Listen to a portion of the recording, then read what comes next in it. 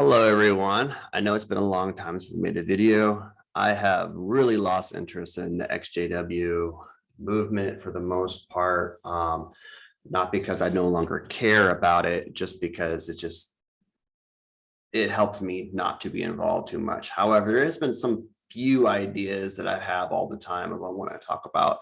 And this one is on regards to a fading, in which I see in a lot of the XJW groups of people promoting this as a viable option. And does it really work?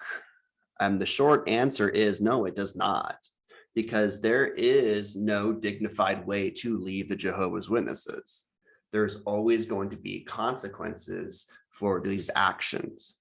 And so a lot of people think they can just stop going to meetings and everything is going to be fine with their friends and their family. The only time I see this happening, generally speaking, is when people, A, never got baptized, or the majority of their family are what I would call a half-ass witness, not with any kind of real position or influence in the congregation.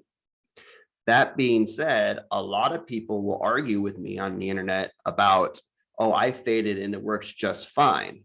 And then they'll go on there and complain about going to a wedding and being treated like shit. This is the truth. Okay. So you may be able to stop going to meetings, and your mom, your dad, brothers and sisters, maybe some friends may continue to talk to you one-on-one. I have a JW sister and a JW brother who are both, I would consider half-ass witnesses. Even when I was in and I was pioneering and I was serving where the need was great, I barely talked to them because they weren't good enough for my association. Okay, so people need to get back into that mindset. Some people never were in that mindset. My closest friends when I was a JW all had positions. And then there was the rest of the JWs who weren't, up to par. And we didn't think we're going to survive Armageddon. Okay, so you may have these one-on-one conversations with your family. But as soon as some henpecking happens and there's other JWs in the area, or they're at a wedding or at a restaurant, that relationship is over. The religion comes before you, always, if they are a true Jehovah's Witness.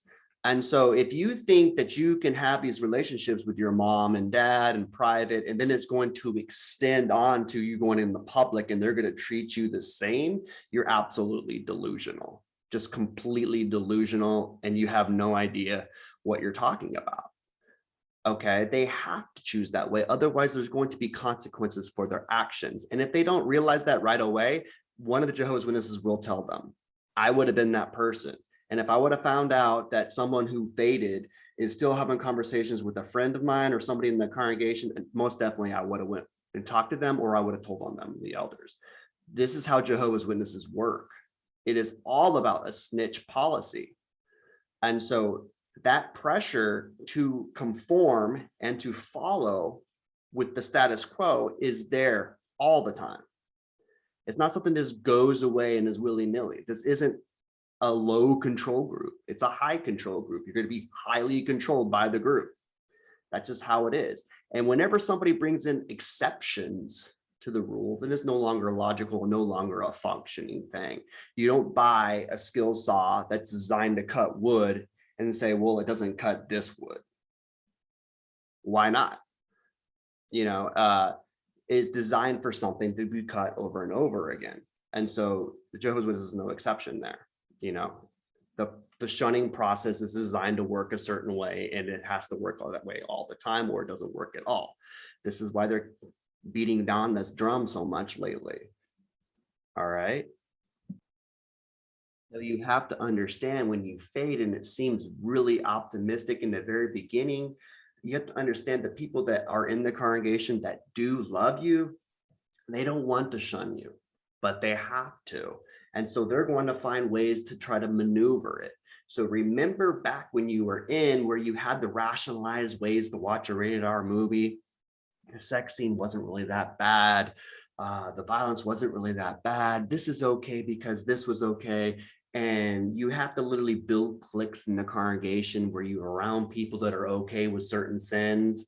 It's no exception there. I mean, that's the same thing with that. So let me give you an example myself personally. My mom knows that I take health and nutrition seriously. And so every couple of months, she'll send me a text message asking me about health issues, things she can do. What have I read about? This is her way of rationalizing that she's having a business conversation with her son who is faded. I'm not disfellowshipped. I am faded. Okay. I never went through the process. When the elders talked to me, I just blocked them. So none of that ever happened. Now, my parents do know that I did that. My family does know that I did that. My family does know that I'm openly gay and in relationships. They do know all these things, but they still find ways to rationalize this. When I went over there to fix something revolving around my car that my parents drive, that I help them with, yes, they do shun me, even though I do that for them. I was ushered in and snuck around my real family. Okay, they did have to take me there so I can handle some kind of business thing they couldn't do because the car is in my name. And so I got ushered in, treated like, Nicodemus with Jesus, okay, where it's secretive and in night. And this is okay in their mind. But anybody who thinks fading works, I know they don't go to meetings anymore, but you get the idea. After a meeting, a lot of Jehovah's Witnesses will go out to like Applebee's or someplace that's still open and eat together. Show up, sit down, see what happens, see how they will treat you. You're still treated like a child when you're a Jehovah's Witness. And so there was always that rule. If you didn't go to meeting, you can't play with other people afterwards.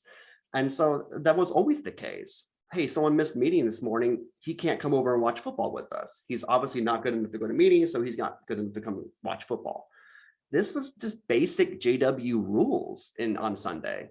And so this is not going to change afterwards. So as soon as somebody else is brought into the equation, that's going to henpeck and get them in trouble, that relationship, that fade no longer matters. And so the reason why I hate this stuff that people talk about it being a viable option, it just isn't. It has conditions. It may make it better in some ways, but if you think you're just going to have a normal relationship after you fade, you're just completely delusional. And anybody that tells you any differently is also delusional, or they just don't have real JW friends and family, or never were one to begin with.